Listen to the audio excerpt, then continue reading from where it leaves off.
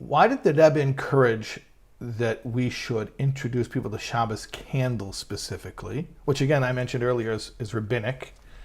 Why not talk to them about Shmiras Shabbos, about keeping Shabbos? Like not doing work on Shabbos.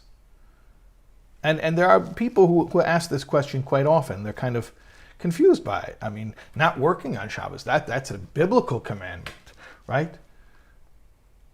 And I guess the answer, if I may humbly suggest, is kind of what we've been talking about so far, which is when you light the Shabbos candles and you have your Shabbos candle moment and you start to see things more clearly, that will bring you to eventually keeping Shabbos, ultimately. And it'll bring you to, ultimately, keeping other mitzvahs.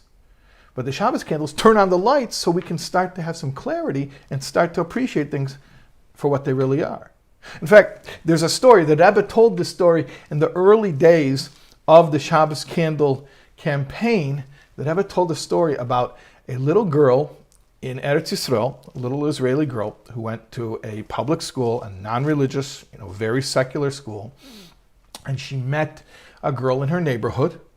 Seems from the story it was probably a Lubavitcher girl, and this one girl offered the other girl Shabbos candles. So this very non-observant girl from this very non-observant family comes home with Shabbos candles, and she wanted to light the Shabbos candles.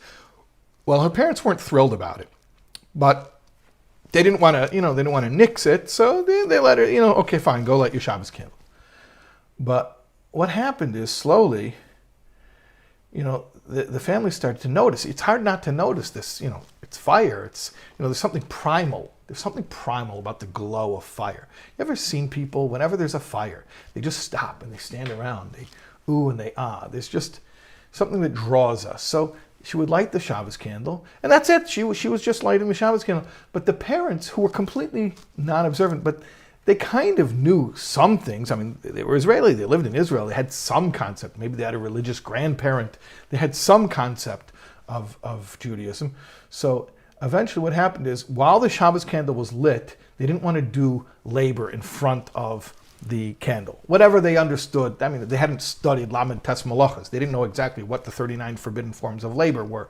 But to their understanding, they didn't do work in front of the Shabbos candle because they had some sort of a sensitivity that would be, inappropriate. And then after a while, they said, as long as we're not doing work, the Rebbe told this story, the Fabrengen,